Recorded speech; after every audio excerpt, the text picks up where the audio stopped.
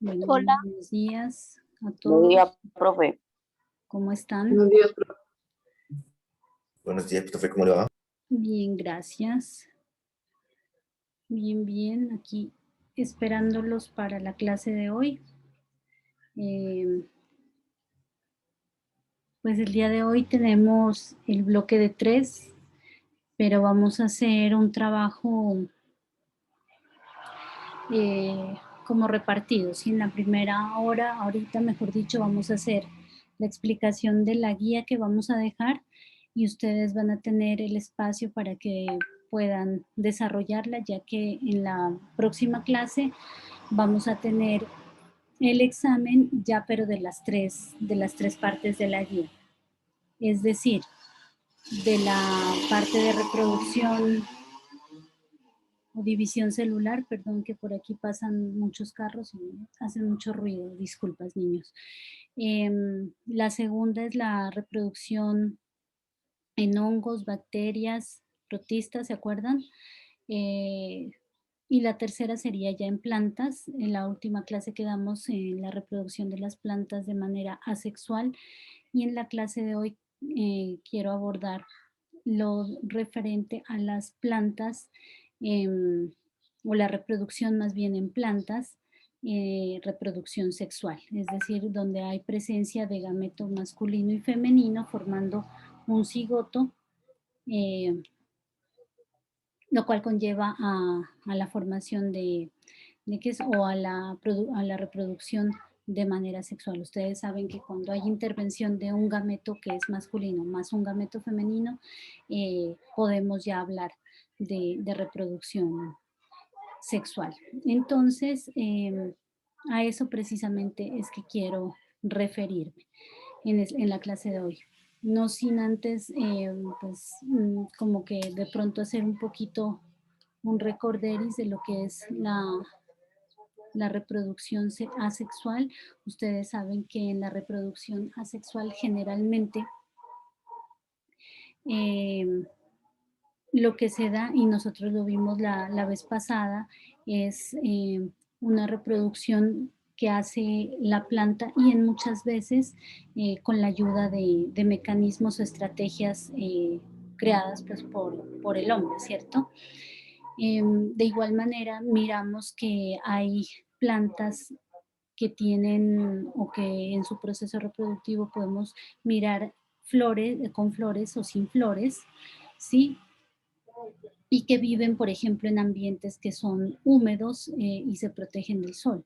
Entonces, estas denominadas briófitas, hacen parte de ellas los musgos y las plantas hepáticas, no tienen vasos conductores, es decir, no son vasculares, ¿sí? Y ustedes se acuerdan que hablábamos de plantas vasculares y no vasculares, las que tenían xilema y floema, es decir, que tenían vasos conductores, y las que no tienen vasos conductores, que no eran vascularizadas, ¿sí? Como les digo, los musgos y las hepáticas hacen parte de las no vasculares, es decir, que no tienen vasos conductores, y estas son las briofitas, y las pteridofitas, que podemos nombrarlas a los helechos y los equisetos. De esto estoy hablando de las plantas que no tienen flores, sí poseen medios conductores especializados como son los vasos conductores, ¿sí? Es decir, que son vasculares. Bueno, de pronto también mirábamos las fases que eran de alternancia, ¿sí? De alternancia en la reproducción. ¿Se acuerdan que hablábamos de esporofito y el gametofito? Explicamos esas dos fases de alternancia en la que había una fase en la que intervenía un solo, ¿qué les digo yo? Un solo gameto, por decirlo, ¿sí? Y en una segunda fase en la que ya se intervenía de las dos partes. ¿Qué puedo anotar adicionalmente? Y también esto va a aparecer en la guía nueva, ¿no? Vamos a hablar de las plantas briófitas, que como ustedes recordarán son los musgos y las hepáticas, ¿no? Tienen unas características especiales, es decir, que viven, por ejemplo, en sitios que son muy húmedos, por eso yo les decía la clase pasada que relacionemos mucho los musgos con el cuidado del agua. Estas no tienen semillas, no tienen flores, ¿no? Y la reproducción de estas se genera a través de esporas. Entre tanto, los musgos, ¿no? Tienen estructuras muy simples, también están viviendo o se pueden encontrar viviendo en lugares que tienen muchísima humedad. Em, estos no tienen, ¿no? Como les decía, vasos conductores, es decir, que no están vascularizadas. Y la parte de la absorción de los nutrientes se hacen a través de las células que tienen contacto directo con la luz y el agua, ¿no? Y en esta agua que ellas pueden absorber se encuentran disueltos todos los nutrientes y las sales minerales que requieren para su alimentación. Yo creo que les hablaba también la clase pasada que estas no tienen raíces, sino que tienen unos rizoides, ¿no? Que eran como unas estructuras por las cuales ellas podían, un momentico, es que me están escribiendo mucho. Si es de aquí del curso, chicos, no me escriban ahorita, porfa, porque es que yo no sé, me interrumpen mucho la clase con ese sonido y como que me desconcentran. Si son de aquí, no, o sea, cuando terminemos la clase, no es de 8 a 1, cuando terminemos la clase me escriben, no es para, es de 8 a 1. Bueno, tienen estos rizoides que se ubican en lugar de las raíces, ¿no? Y que son los órganos por medio de los cuales pueden absorber, ¿no? Se sujetan y pueden absorber también los nutrientes. Me toca desconectar el internet, Dios mío. Santo Dios. Me tienen loca con estos mensajes. Bueno, en cuanto a las hepáticas, ¿no? Estas no tienen estructuras, las estructuras que tienen, por ejemplo, los musgos, ¿sí? Denominadas, esos son unos nombres un poquito complejos y que van a encontrar ustedes en la guía, que son los filoides, ¿no? Que son hojas muy finas, y los cauloides, ¿no? Que son, o que tienen una función que es sujetar a las hojas. Estas más bien tienen sí la parte de rizoides, que son lo que le da pues el soporte, pero además a través de los que pueden hacer la absorción de los nutrientes. Estas son las briofitas, las que les acabo de hablar. Y las plantas pteridofitas, que ya serían los hongos y los equisetos, ¿no? Los hongos, perdón, los helechos y los equisetos, que pues todos los conocemos, ¿no? Los helechos, por lo menos.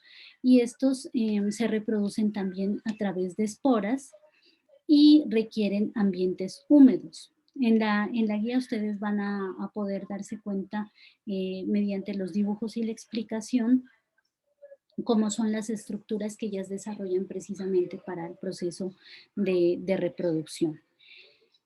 Eso más o menos como un resumen de lo que habíamos visto hasta la clase pasada. En esta clase yo quiero que nosotros profundicemos ya en la reproducción sexual de las plantas.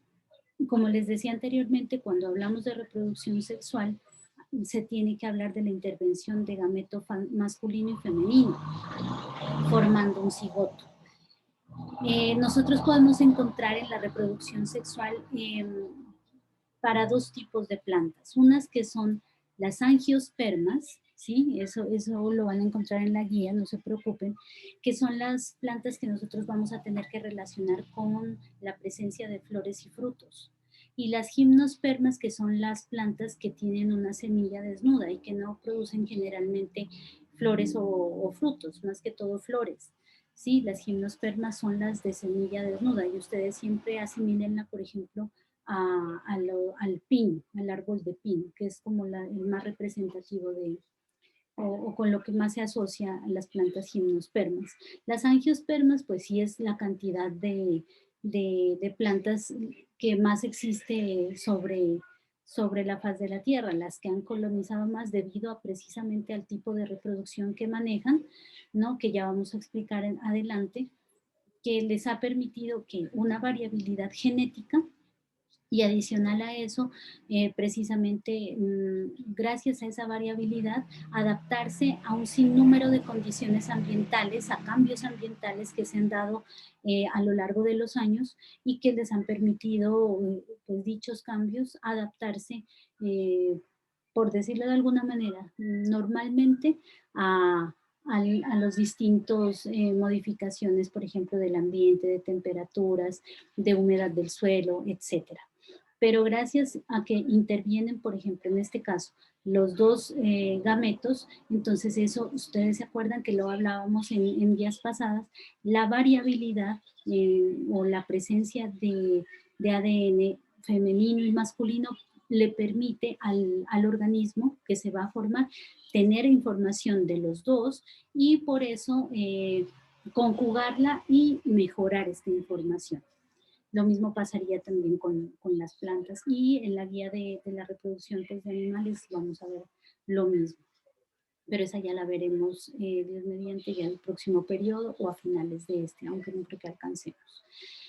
Entonces, como les digo, vamos a ver reproducción en dos tipos de plantas, que son la reproducción sexual en gimnospermas y la sexual en angiospermas. Gimnospermas, no flores, angiospermas, todas las de flores y frutos.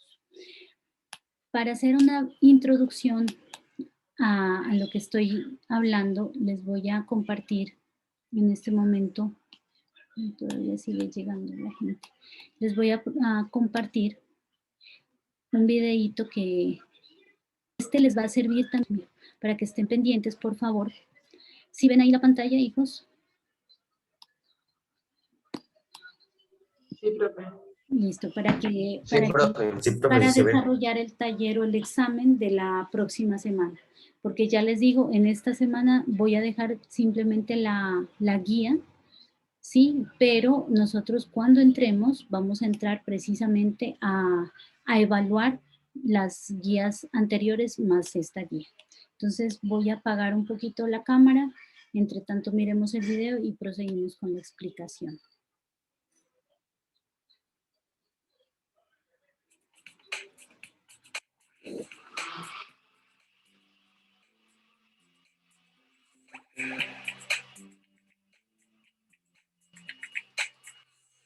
Hola, durante esta semana hablaremos Qué sobre pena, espérenme un momentico que apaguen la licuadora y ya.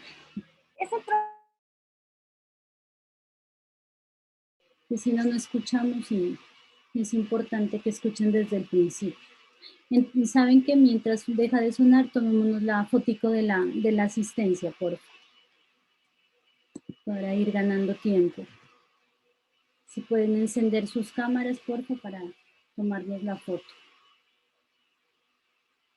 Otra cosa que quería recordarles es que la segunda guía no se puede enviar sin antes haber enviado la primera guía, ¿no? Ese fue un requisito que pusimos al principio del periodo y de hecho es el requisito del colegio. Si ustedes no presentan las guías anteriores, no podemos nosotros evaluar las posteriores. Entonces, bueno, sonrían. Ay, todavía no les tomo la fotico, porfa, abran la cámara. Nos tomamos la foto y la vuelven a cerrar. Recuerden el uniforme, ¿no, chicos? Por favor. Es bien importante que tengan su uniforme. No, pero si no quieren aparecer, ¿qué es lo que les pasa? ¿No se bañaron? Les hizo mucho frío esta mañana y está haciendo calor. Profe, mi cámara no funciona. Mira que la prendo y aparece negro. Bueno, los que estén con dificultades en la cámara. Y lo peor es que yo estoy con una conexión inestable. O sea que si me les voy, me esperan. Yo les aviso si vuelvo. Bueno, entonces sonrían los pocos que están ahí. Gleyer, bienvenido.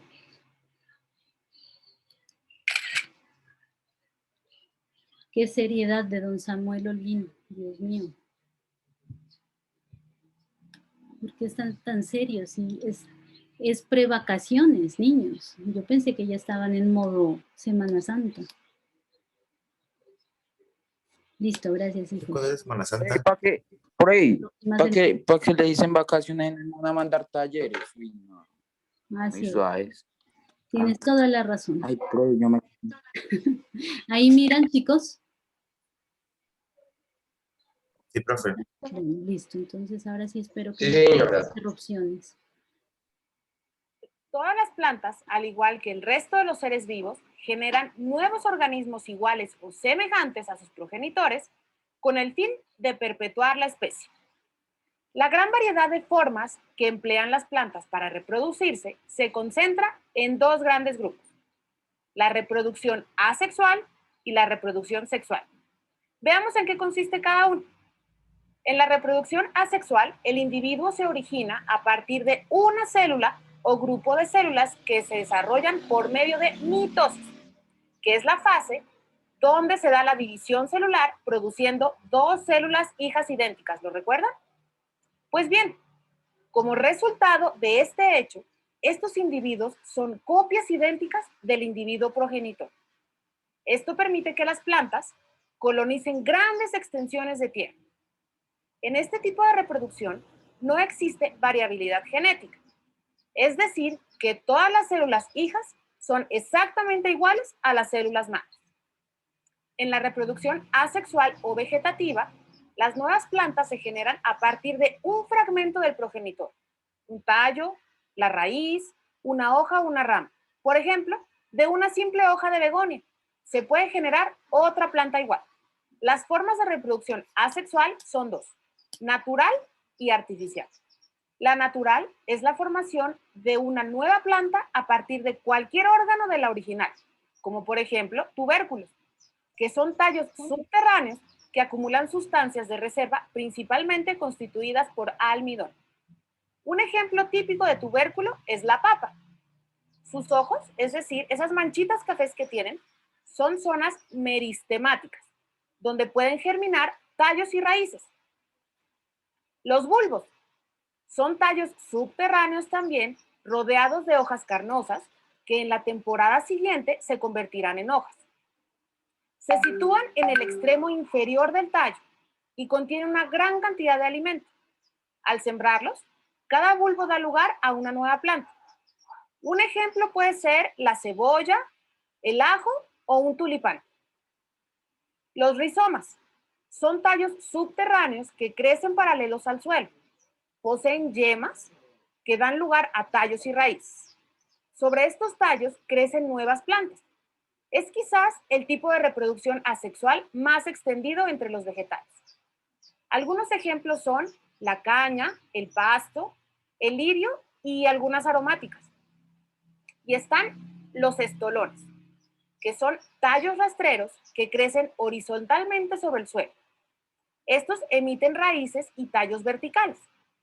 Cuando las nuevas raíces comienzan a absorber agua y sales minerales, a medida que crecen, desarrollan raíces que dan lugar a una nueva planta. El estolón se marchita y las plantas hijas se vuelven independientes.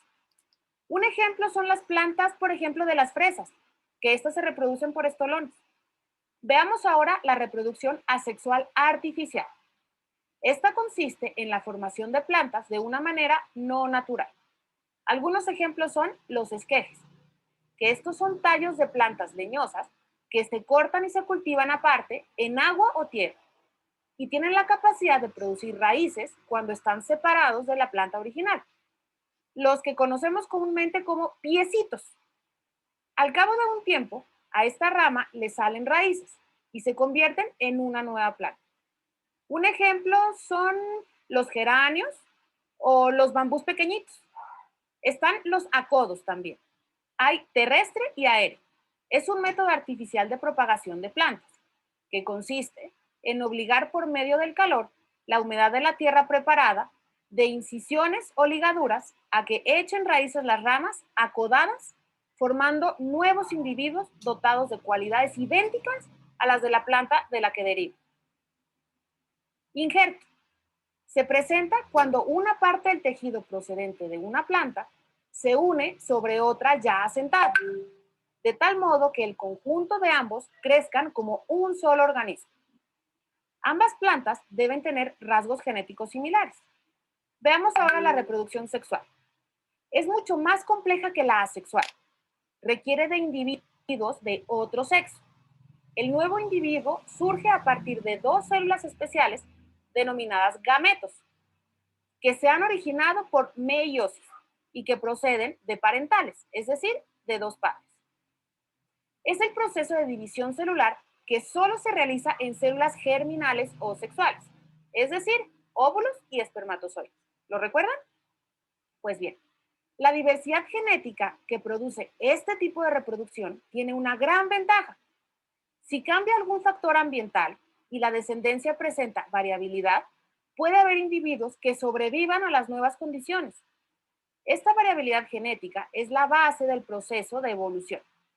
Esto quiere decir que gracias a la variabilidad genética, todos los seres vivos nos hemos podido adaptar a los cambios de la naturaleza durante todo este tiempo. Las plantas, además de raíz, tallos y hojas, muchas de ellas poseen también flores, frutos y semillas. Estos órganos les sirven para reproducirse y conocerlos nos permiten clasificarlas en dos grandes grupos: reproducción con flor y reproducción sin flor. Veamos primero la que sí tiene flor. En esta, la flor es el órgano reproductor, como lo acabamos de decir. En muchas plantas, las flores contienen pistilo, que es el órgano reproductor femenino, y los estambres, que son los órganos reproductores masculinos. Este tipo de flores se llaman flores hermafroditas. Esta, a su vez, se divide en dos, en angiospermas y gimnospermas. Las angiospermas son las plantas más comunes. Desarrollan sus órganos reproductores en estructuras llamadas flores, y las semillas están recubiertas por envolturas que forman el fruto. Es decir, son aquellas plantas que tienen fruto y en su interior hay semillas. Por ejemplo, el manzano y el chontaduro. Mientras que las gimnospermas son las que no tienen fruto, pero sí tienen semilla, como por ejemplo el pino y el cedro. En los conos masculinos se desarrollan los granos del polen o gameto masculino, mientras que en los conos femeninos se forman los óvulos o gametos femeninos, siendo estos conos más grandes y duros a los que conocemos como piñitas. Tras la fecundación, se forman las semillas que contienen el embrión y una cubierta dura protectora. Una vez que se libera la semilla, esta cae y da lugar a un nuevo árbol. La reproducción sexual tiene varias etapas. En estas flores, el polen de los estambres y los óvulos del pistilo no se desarrollan al mismo tiempo. Por eso, para que tenga lugar la reproducción, el polen de una flor tiene que llegar al pistilo de la flor de otra planta. Este proceso se llama polinización. Se produce gracias a que los insectos y el viento transportan el polen. Una vez en el pistilo de la flor, el polen llega al ovario y se une a un óvulo. Tras la unión, llamada fecundación, el ovario se transforma en un fruto y el óvulo fecundado en una semilla. Cuando dicha semilla cae al suelo, con humedad y temperatura adecuada, el embrión de la semilla empieza a crecer y germina, dando lugar a una nueva planta. Hablemos ahora de la reproducción que no tiene flor. Son aquellas plantas que carecen de flores como los musgos y los helechos. Pero entonces, ¿cómo logran reproducirse? Pues les cuento. Como los helechos y los musgos no tienen flores, la fecundación tiene lugar en el exterior, es decir, fuera de la planta. Los musgos. Estas son pequeñas plantas que colonizan los sitios húmedos y requieren para su reproducción la presencia de agua, ya que el gameto masculino debe nadar hasta el gameto femenino. La parte más visible de un musgo es el gametofito. En el gametofito se encuentran las células reproductoras masculinas llamadas anteridios y las femeninas llamadas arquegonios. Los anteridios nadan hasta los arquegonios para lograr fecundarlos, dando lugar al cigoto. Este crece sobre el gametofito, dando lugar al esporofito. El esporofito forma esporas en una cápsula que cuando maduran se liberan. Las esporas caen al suelo y dan lugar al nuevo gametofito. Es una reproducción alternante, ya que el gametofito es haploide y el esporofito es diploide, realizándose la meiosis durante la formación de las esporas. Están también los helechos, que viven en lugares húmedos y cálidos, siendo parte en el pasado de los grandes bosques de la Tierra. Presenta una reproducción alternante también, siendo el gametofito y el esporofito dos organismos independientes. El esporofito es la parte más desarrollada. Está formada por un tallo subterráneo del que salen las hojas llamadas frondes. En el revés de los frondes se encuentran los esporangios, lugar donde se forman las esporas por meiosis. Las esporas germinan en el suelo, dando lugar al gametofito subterráneo, que tiene una forma como de corazón. En el gametofito se forman los anteridios, que son, como dijimos, las células reproductoras masculinas, y los arquegonios, que son las reproductoras femeninas. ¿Lo recuerdan, cierto? Pues bien, los anteridios llegan hasta los arquegonios y cuando se fusionan dan lugar al cigoto. El cigoto se desarrolla originando un nuevo esporofito. En resumen, la reproducción de plantas se lleva a cabo de dos formas, una asexual y otra sexual. La asexual se genera por mitosis, a partir de un fragmento del progenitor, dando como resultado las nuevas plantas. La sexual requiere de individuos de otro sexo. El nuevo individuo surge a partir de dos células especiales denominadas gametos, que se han originado por meiosis y que proceden de parentales, es decir, de los padres. Se divide en dos también, las que tienen flores, que a su vez se dividen en angiospermas y gimnospermas, y las que no tienen flores, que son los musgos y los helechos. Nos vemos en la próxima.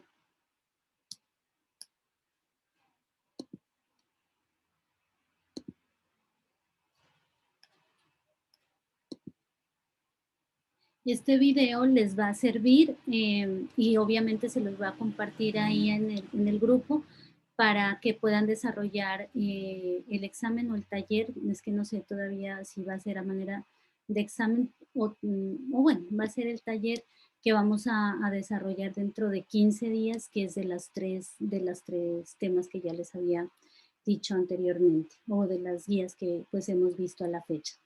Entonces, ahorita ya se nos va a terminar el tiempo. La idea es que nos veamos por ahí a las 12:05 para hacer una pequeña explicación de la guía y lo que van a hacer. Pues la guía ya está lista. No tiene taller como tal la guía, porque el taller y la evaluación la vamos a hacer en clase. Es decir, que yo dentro de 15 días, porque en 8 días pues obviamente es Jueves Santo, no vamos a tener clase. Dentro de 15 días les voy a poner el taller en este bloque, o sea, en este bloque de 3.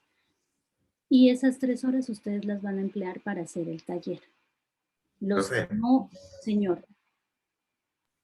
La próxima semana es Semana Santa. Sí, señor. Ah, ok. Entonces, estos días ustedes los van a utilizar para, como siempre, hacer su resumen, porque la guía pues tiene la teoría. Van a hacer su resumen, como ustedes lo quieran hacer. Yo les doy la opción de los mapas conceptuales, los cuadros sinópticos o el resumen así teórico, como ustedes lo prefieren hacer, los dibujos. Y eso les va a servir también para que estudien para la próxima evaluación. Entonces, no se olviden que dentro de 15 días no vamos a hacer clases, sino que vamos a entrar de una vez a la evaluación, que va a ser ya sea a manera de taller o pues evaluación con formulario de Google, pero vamos a estar en línea. ¿Sí? O sea, la evaluación va a ser en línea. Entonces, pues ahí tienen que aprovechar este tiempito que tienen para poder estudiar y poder como que refrescar los conocimientos. Entonces ahorita vamos a terminar, nos vemos en 10 minutos a las 12:05 para hacer la explicación breve de la guía y entonces el tiempo que les queda ustedes lo pueden emplear para que puedan hacer o continuar, o más bien no continuar, sino hacer iniciar el resumen y el trabajo de la guía que vamos a poner en este momento. Entonces nos vemos en 10 minuticos, chicos. A las 12:05 los espero. Por el mismo enlace. Ya nos vemos.